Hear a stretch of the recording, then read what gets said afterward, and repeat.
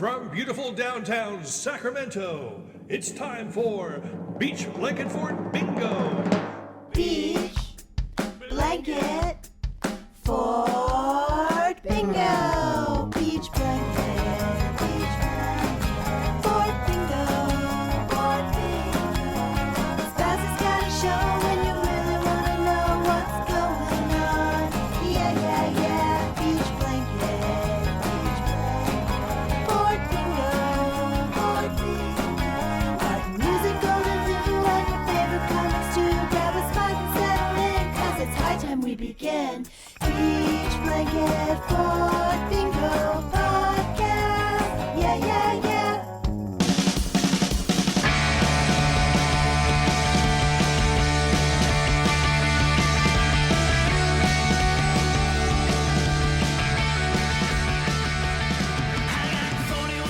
Hey everybody, my name is Steve Schnee and welcome to this episode of Beach Blanket Fort Bingo. On this episode, I'm going to be talking to singer, songwriter, and guitarist Chris Paine, leader of the indie guitar pop band, The Midnight Callers. The band released their debut album, Red Letter Glow, in October of last year, and it took the power pop world by storm, ending up on many year-end best of lists.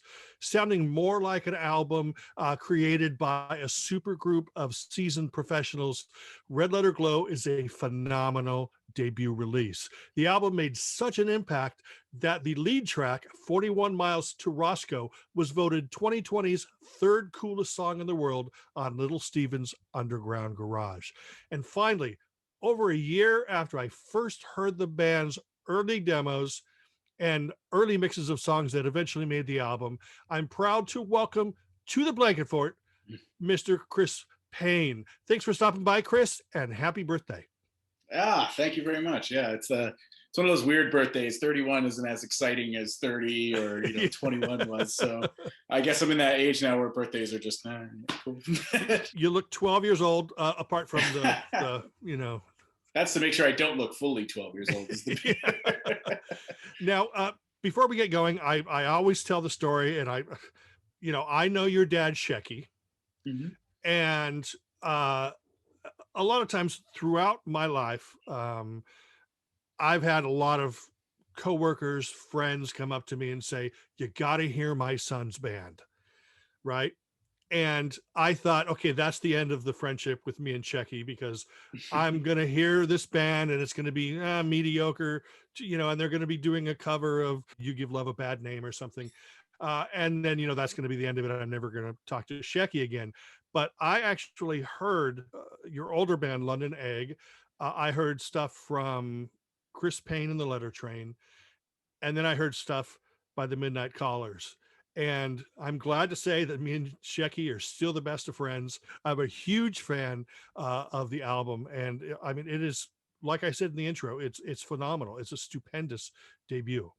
Oh, thank you very much. I mean, yeah, it's crazy to think that you kind of saw the whole progression, so to speak, of the band, because we didn't really know what the hell we were doing for about a year and a half there until we kind of settled on what it is now. She drives me crazy with the way she just don't care about the world.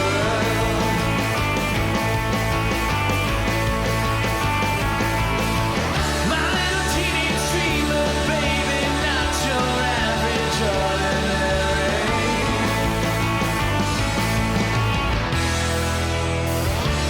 Hipster girl, put your glasses on, your record playing flannel wearing.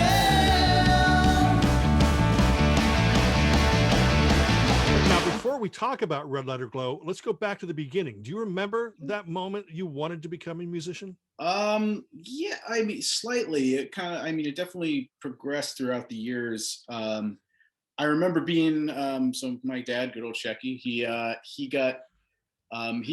a crazy music fan in general. So music was always around the house. So it wasn't like something where like, I didn't listen to anything, but so music was always around. And obviously, the Beatles is kind of like turning into nursery rhymes for kids, nowadays. Like they're just part of the fabric of us. So when I was a kid, I really got into the Beatles and I wanted to be Ringo. That was like my thing when I was a kid. So I got one of those little, Toys R Us teeny tiny drum sets for Christmas one year, and my dad had actually, I think he took Sharpie, and he actually made the Beatles drop T logo and everything on awesome. the drum head for me.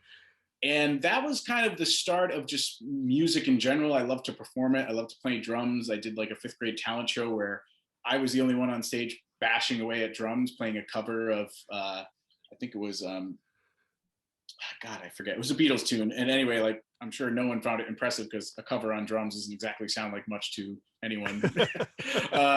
So yeah, I kind of had performance in my blood early on, and then really got into it around, I think like a lot of guys do around high school. I mean, there's obviously, you start picking up new bands and new music, and all your friends start getting into music. So then, the classic, well, you have a guitar, I have a drum set, you have a bass.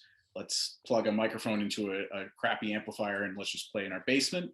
And that's kind of where it took off, to where in high school, I really started thinking, well, this is cool. Like, I feel at most happy and most at home just performing for people, whether it's cover tunes, my own tunes, whatever it was. I was just happy on stage. So I'd say probably high school is where the bug kind of bit me in the ass, so to speak. Normally I speak to older musicians who remember seeing the Beatles on Ed Sullivan and, and buying Beatles or Stones albums. But for you, being a lot younger than us older people, what was going on the charts when you were coming of age, and were you in sync with what your friends were listening to? Yes and no.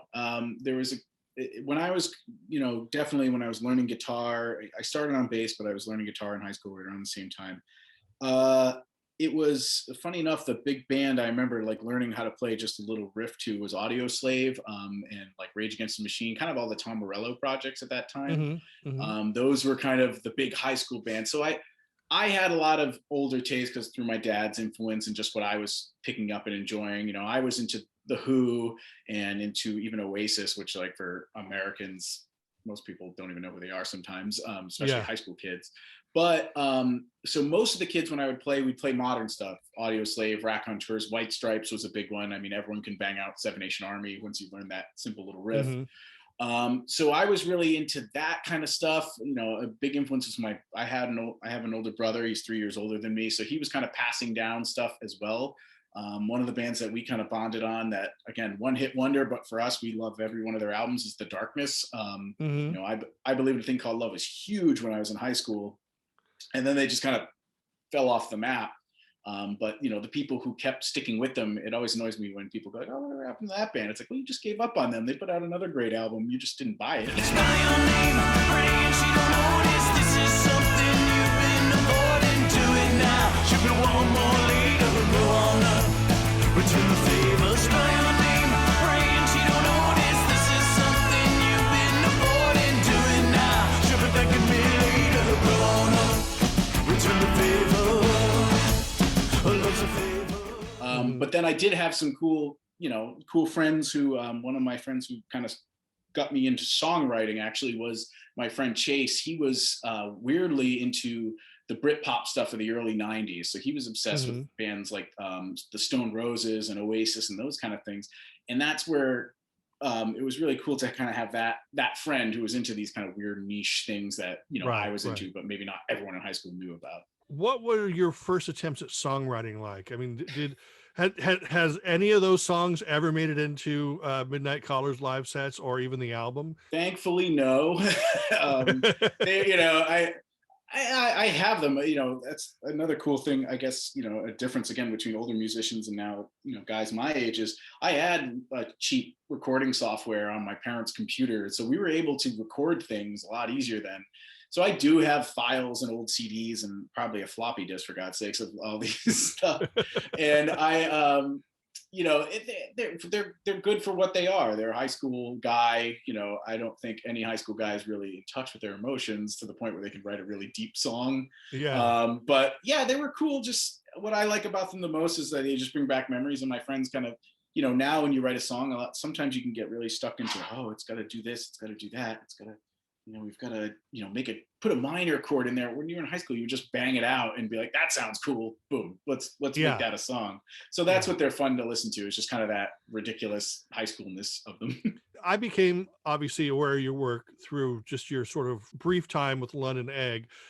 Then you started Chris Paine and the Letter Train. Was that kind of strange to actually put out a single with your own name on it? Was that a little daunting? Yeah, for sure. But luckily, I mean, again, the name Chris Paine and Letter Train, it was kind of like, I wanted it to be something where I could just put this out and it sounds like a band. I think it would have been way more daunting if I was just like, Chris Paine, here you go. Yeah, Here's right, my right. So by making it sound a bit more like a band, I thought that was a little easier. I could kind of cover it up. Like if something sucks, like the bass part, I could be like, oh, that's someone on the Letter Train. That's not me. That was Shecky. Yeah, exactly. And whereas, but also what helped was, so you mentioned London Egg. That's where I actually met our drummer now in the Midnight Callers, Julian Bedrino. So he was kind of working behind the scenes with me, and he was helping craft these songs and record these songs as well. And, I think without him, I wouldn't have had probably the extra, confidence to be like, cool, let's make a band, let's do this. It's really daunting when it's just yourself, but I had a drummer at least and a guitar player. It's like, cool, we just need a bass player and maybe one other guitar player. We can get this rolling pretty quick. So I give him a lot of credit for getting that started.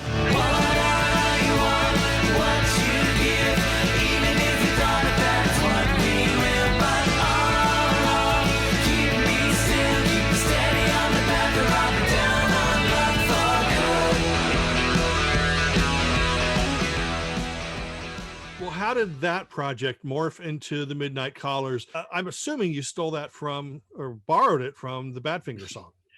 That we did, yeah. So when we started the band, it was just Julian and myself. We had Julian had a good friend, Anthony Bernier, who came in to help plunk away on bass. Lead guitar player just seemed to elude us for quite some time. We don't know why. They're very picky folk, I guess. And then we actually then met Martin Stubbs, and when he joined the band, he was doing other projects at the time. This was just kind of a cool thing for him to do. But as things started to progress, we got busier, and we were recording an album, and he was contributing a lot to the songwriting and kind of sitting with me and figuring out maybe little changes or bridges we could have. And he was coming to me with song ideas, and we started collaborating a bit more. We both kind of collectively thought to ourselves at one point, like, well, calling it Chris Paine and Letter Train, it's not my project anymore. It's not just, it's my way, the highway. These are my songs. You're my backing band. It really started to turn into this collaborative effort. And so it just didn't seem fair anymore to be like, well, it's Chris Paine and Letter Train, like kind of, it's not Tom Petty and the Heartbreakers. It's not Elvis Costello and the Attraction. It's, right. We were doing this all together. So then it kind of came the fun game that every band has to play at some point in their lives. They're like, we need a band name, go. And just through the music and the influences, I mean, we were pulling everything out of our asses. We were talking about, Big Star references because we both bond on that. And we were talking about Raspberries and, some really just terrible names that I can't remember some of them. But like finally, I had just was on the subway and I was listening to Badfinger, and Midnight Caller came on, and I was like, has anyone taken that yet? That just seems like a good, put an S on it. Midnight Callers, boom, that's a band name. And I did my, Googling around. I didn't really, couldn't really find much. And then, or at least people maybe had it, but they disbanded or things like that.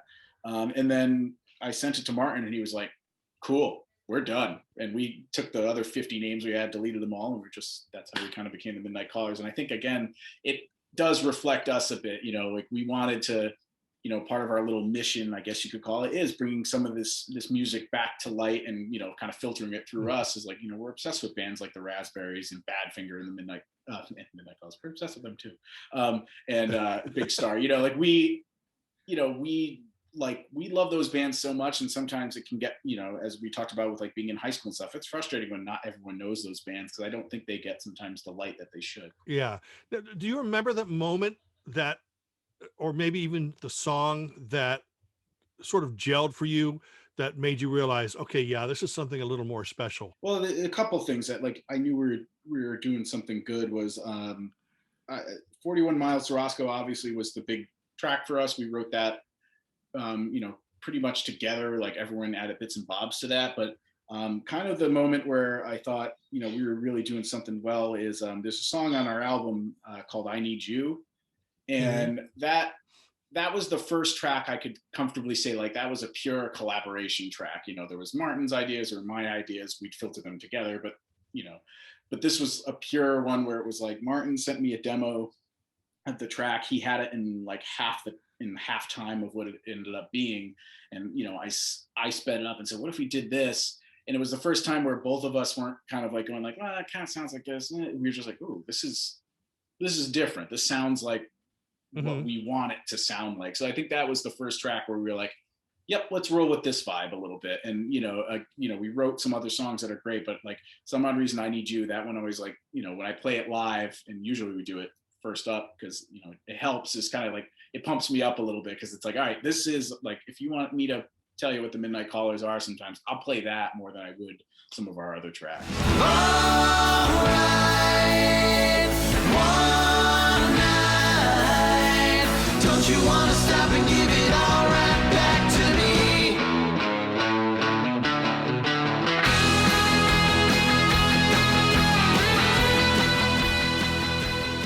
By the time you started recording the album, how many songs did you have ready to go? I mean, did you record everything you had written, or did you have to cherry pick from a larger batch of songs? Yeah, so we had a bunch. We still do. We have a lot of ideas just kind of floating around. I know that when it came to album time, we had kind of settled, funny enough, on 8 tracks. We had said like, these are our best tracks. We should record these. And then I'm pretty sure what happened is we started recording those, and everyone was kind of thinking to themselves, well, an album, 8 tracks on an album, why don't we just make 2 EPs or something? So we said we need a couple more songs. And, you know, we started going back to the wells to some older songs, and we actually have a couple that are finished, or at least finished to a certain point instrumentally. But we were like, all right, that's good. Doesn't really fit these other 8. Like for some odd reason, these 8 just kind of stood out. And then I believe just somewhere randomly in the middle of that, that's where I wrote 41 Miles to Roscoe. Just kind of popped in my head. And it was over when we were taking like a little break from recording. I demoed it really quickly. I sent it to Julian. He liked it. Then I sent it to Martin. Martin put a couple of his spins on it. And then we were like, well, this is a really good song. This should just go on the album. And that was the only one, again, that was quick. And then the last track was The Lights Are On, was kind of the last track to get tacked onto the album. And it was just because, again, we wrote it fairly quickly while we were recording, and we're like, well, what are we going to just like let this sit here for another year or whatever it's going to be until we can record? You know, so we kind of said, all right, well, let's throw it on there. And then, you know, at that point we had 12 or something like that. And then we just kind of chopped it down from there until you get the final 10 that we have. You had already been recording the album, and then you got hooked up with the Gripweeds, Kurt Ryle. How did he get involved? And did you just give him carte blanche to work his magic in the studio? A little bit, yeah. So Kurt and I, we got connected through the previous band, London Egg, that he actually produced their second album. It was the album right before I had joined the band. And so got to know him decently well, just in passing, chit-chatting stuff, seeing him at shows. And he was a really cool guy. His wife, Kristen's great. So I actually reached out to him when we were putting together the Chris Paine and Letter Train EP. I had reached out to him to see how much is it going to cost to just record this 4 on the floor really quick at your place. Scheduling wise, I don't think it worked out. Plus, Julie and I were trying to keep everything on the cheap, so we did it ourselves. And but we still kept in touch. So then when the recording actually, when we were done, or pretty much done with the instrumental side of things with Red Letter Glow, and we took it, and we had all this good music, and we were like, okay, now we need to put vocals on it. And we kind of all looked at each other like, does anyone know how to record a quality vocal around here? And we all said no. And then we also were like, does anyone know how to mix, how to master, how to compress, how to EQ it? No. So like, we know how to slap things in our laptops, but not exactly how to make it professional. So then it popped, obviously Kurt was top of mind to me. So then I reached out to him. I just said, hey, we are going to give you a big mess. Like, we're just going to send you all these files. Let me know what you think, and then how, like, if we can go over and do the vocals at your place. And at first, it was really just, we needed help. We needed polishing. It just was all these raw tracks. Then he heard the tracks. He was like, I'm able to do something with this. He goes, I'm not going to guarantee to you it's going to be this masterpiece, audio files will love, but he says we did a good enough job that he could fix the instrumental tracks. And then when it came to the vocals, that's where we really started to lean on him, because, Kurt's just such a creative guy and such a great, creative thinker. So, I think that no matter what, he's got his producer hat on, and whether it's his own music or whatever. So he really worked hand in hand with us to start saying like, well, what if you did this background vocal? I know you've been doing it this way live and that's cool, but what if we try this? And 9 out of the 10 times Kurt was right with what we should be doing. You done it, you want it, you broke me, you beat me. But if we always come undone, broken and alone, do we need it? You done it, you want it, you broke me, you beat me.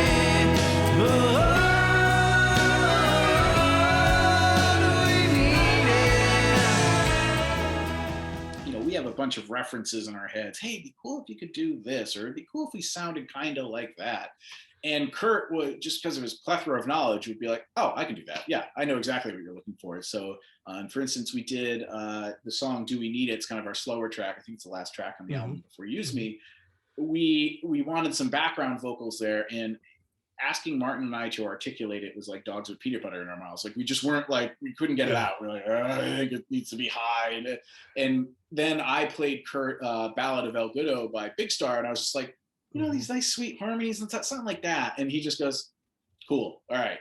Thank you for finally getting to the point. And then, you know, he was able to kind of get those background vocals where they're not copies at all, but he knew what we were talking about. He was a master at pulling out the vibe, so to speak, house of vibes of what we were looking for. How did you then get hooked up with JEM Records? I mean, I'm only assuming that Kurt sort of maybe pushed a couple of the recordings to Marty Scott. And were you aware of JEM's history and how Marty Scott is really an unsung hero in the world of rock and roll? So the first part about, the second bit about Marty, no. I mean, I knew of JEM Records from Kurt. I knew that he was signed to JEM. Yeah. I knew that they all had some other really great artists on their label. I didn't know any of the backstory of JEM at all. And, you know, it wasn't like on our radar in terms of just like we didn't even think that this was going to get picked up by a label or anything. It was more just like, well, we need an album to sell at shows and we want it to sound pretty good. So why not record it?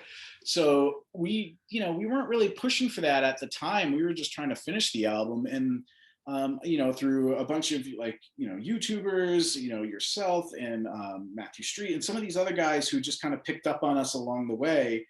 Marty, who, you know, I'll give him credit. He's got his finger on the pulse when it comes to this, you know, the music community and in the vinyl community and everything. He kind of saw what was going on. And when, you know, it started coming out that we were working with Kurt, you know, it was a real easy way for him to just reach out to Kurt and be like, hey, would you mind just sending me a couple things? And I talk about it like he kind of headed everyone off at the pass, so to speak. Like before we were able to share, you know, really heard any of this music, he was able to get his hands on it. And again, now knowing what Marty's done for the music industry, it totally makes sense. He just knows what's going to work and what he likes and what he thinks his audience will like as like kind of, you know, collective package in the label. And so he reached out to Kurt. Kurt was sent us a text and just was like, hey, do you mind if I share some of these rough mixes? And we're like, oh, we don't care. Go right ahead. He didn't tell us for to. And then I got a call from Marty Scott like about 2 days later, and he's like, hey, I'll sign you. And we're like, do you want to hear the finished product? Nope, I'm good. We'll go with this. And so it was a real easy meeting. And then again, when he popped up and he says, Marty Scott's JEM, he told me a little bit of his history and, you know, not in a bad way. He was talking to me on the phone and I had never met him. You know, I didn't know him from a hole in the wall. So I was like, yeah, okay, man. Yeah. Like, I'm sure there's a cool history here. You know, everyone's going to sell their label a bit. Then I started doing some digging and I was like, wow, there's some really cool stuff that was going on back in the day. And I mean, just like, you know, his involvement with Cheap Trick and Live at Budokan and these import records, you were like, oh crap, this guy's, you know, he's touched a lot of, you know, big names throughout the years and really helped some careers, obviously with Cheap Trick and those kind of things, who are gods to us. So yeah, we've definitely grown now our appreciation, and like it really means a lot to just kind of be on that label and a bit, you know, kind of add to the history, whatever it may be. Yeah, Marty, what a lot of people don't realize is like pretty much anybody who owns an import vinyl or nowadays import CDs can thank Marty for really being the person behind all that, apart from his labels, you know, JEM and Passport and stuff. I was was never one for goodbyes. But if that is what you call this tonight, the lights are on, and I want you tonight. The lights are on, ain't no way to say goodbye.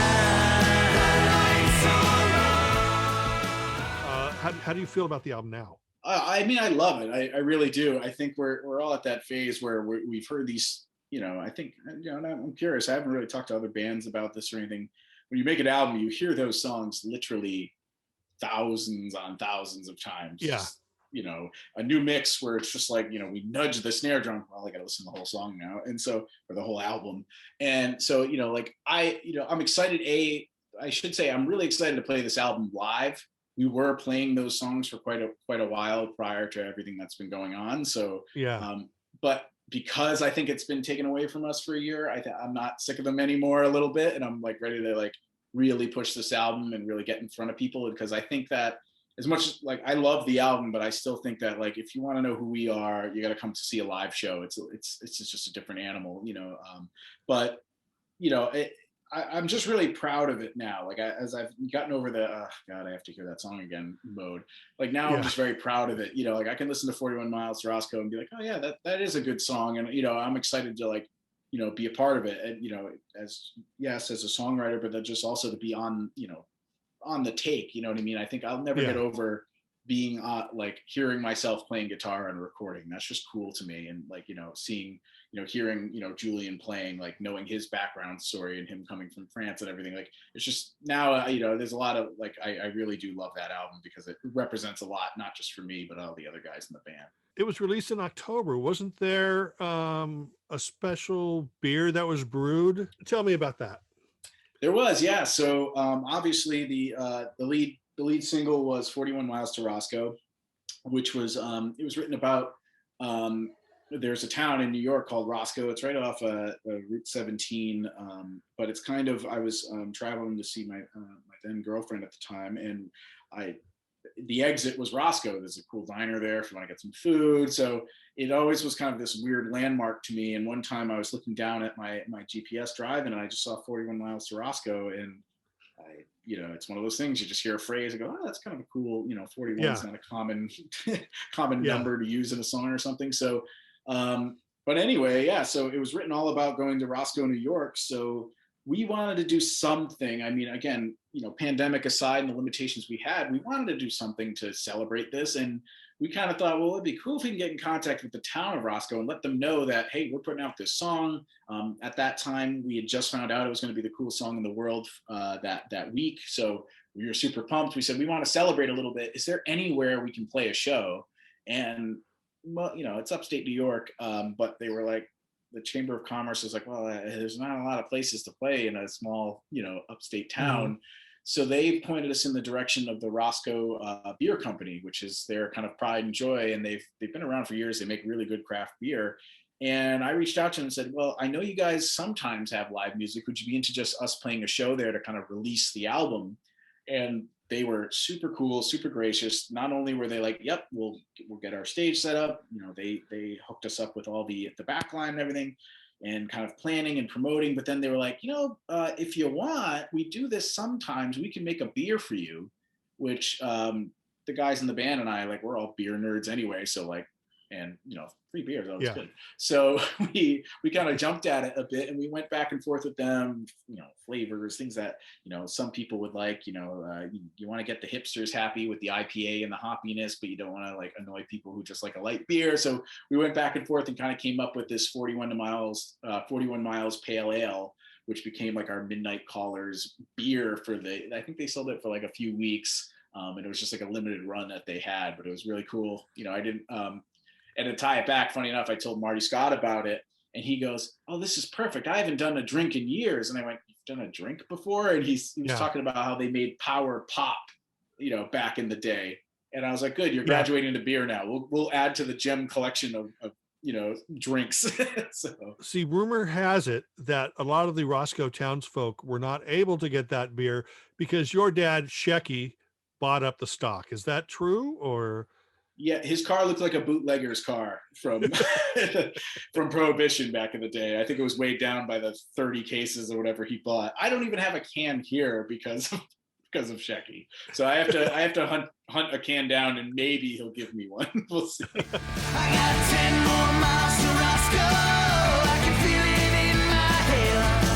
And she don't even recognize me. She can find that place inside me. I just wanna be her man. For too long, I am on for something else. Talk too long, I was looking up, not right and left, where she stands. now, to top it all off, you mentioned 41 Miles to Roscoe was voted, coolest song of the week, but then it actually ended up being the third coolest song of 2020. Can you tell us a little bit about that? I mean, was that really an exciting moment? Was that the time that you realized, oh, hey, yeah, maybe we've arrived? Yeah, a bit.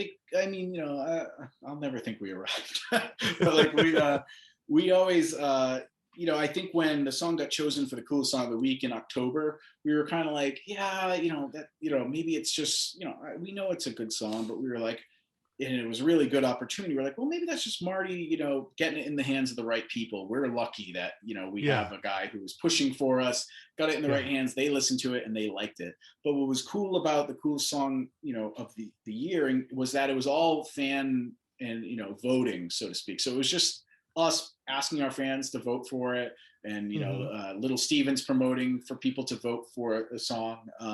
And so when we came in third, we came in third to two amazing acts. I mean, the Weaklings 3, which was, they're our label mates, so that's just awesome that we took 1 and 3 there, and that song's incredible. And then to be behind Green Day, if you told me that when I was 14, probably listening to American Idiot on a freshman year bus, wouldn't have believed you that I would have been mentioned in the same list as those guys. So that was that. It definitely meant a lot to us in terms that we were like, oh, okay, like people like this. Like it's not just, hey, Marty pushed for it and one guy liked it at Little Steven's, or Little Steven himself liked it. It's a collective group of people like this. Maybe we have some fans. That's cool. So the band has been classified as power pop, which I think is completely appropriate. But are you comfortable with that term, or how would you classify the album for people who haven't heard it? I'm totally comfortable with power pop, because again, I love power pop. So cool, great.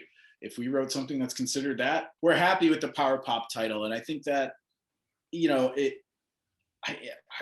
only other thing is that, we just hope that, people don't limit it to that, so to speak, where we want, for me, I've never described it as power pop. I've been heavily influenced by it. And obviously the bands I mentioned, the Raspberries and Badfinger and all them, the power pop pioneers. But then, we, like I said, we have influence from Oasis, and we listen, we were big Raconteurs fans, and there's some stuff in there that doesn't that some stuff sounds like Tom Petty, and some stuff sounds like, Dawes or something like that. We're like, I've been joking calling us millennial rock, because we grew up on our iPods. We didn't plop a record down and listen to it all the way through. We had shuffle going. So all this different influence was coming into the equation. I mean, I could listen to, like I said, Audio Slave followed by a Bob Marley tune, and then it goes into the Raconteurs, and then the Beatles comes up. So, when it comes to the power pop label, we want that. That's what the music we love. But we've always just kept saying it's just rock and roll, and that's all we want it to be. And we want, when you come to our show, we want to, have those beautiful lush harmonies and those kind of things. But we just want you to leave being like, wow, I haven't seen a rock and roll show like that in a very long time. Like this is what rock and roll is. I didn't mean to hurt you. I'm sorry that I made you cry. Oh, I didn't want to hurt you. I'm just a jealous guy. I'm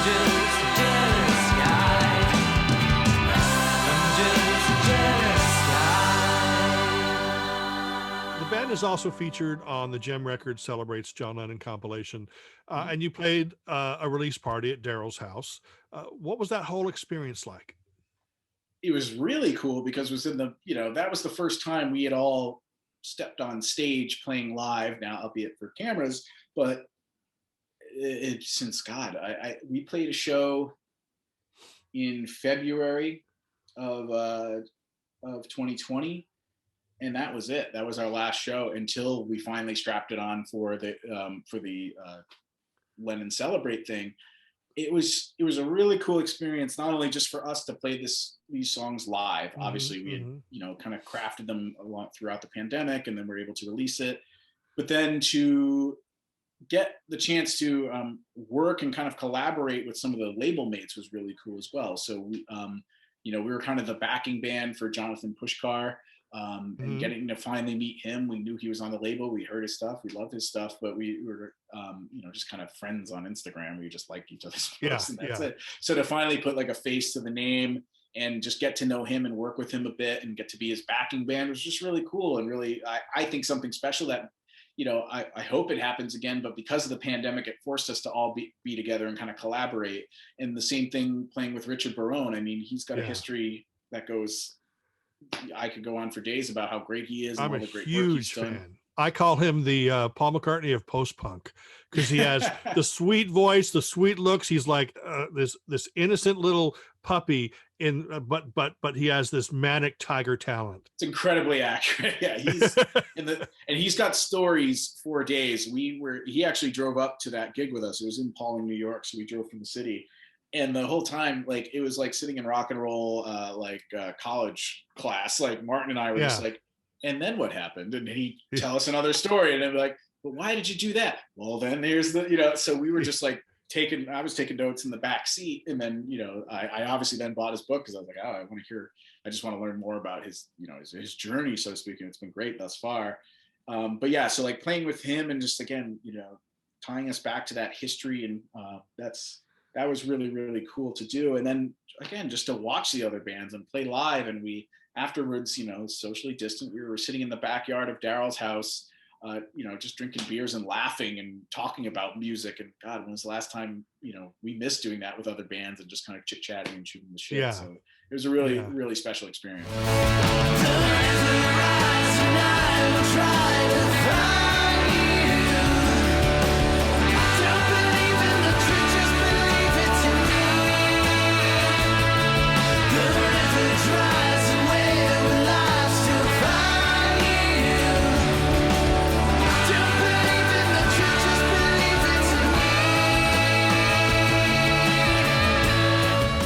How can viewers order the album and also stay updated on all things happening with the Midnight Callers? Yeah, so ordering the album, everyone does it now, so I assume people have it. Amazon is your best friend. You can find it on Amazon, Barnes & Noble. You can go to JEMRecords.com, go there and get through their website and order it directly. If you want to kind of follow what we're doing, themidnightcallers.com, that's your best friend, or follow us on social, Midnight Callers. I believe we're Midnight Callers on pretty much everything at this point. But especially Instagram and Facebook, that's usually where we live the most, and we're posting the most about things we're doing, new songs, stuff we like. I mean, you might see a picture of, a new guitar we just got into the mix, or us recording stuff or doing projects. So it's kind of fun to just get a peek behind the scenes. That's it for this episode of Beach Blanket Fort Bingo. I'd like to thank my special guest, Chris Paine from the Midnight Callers, for stopping by and talking about the album, and also for taking time because today is Chris's birthday. So in the comments below, even though it's going to be after his birthday, please write happy birthday to Chris. And we'll see you next time on Beach Blanket Fort Bingo.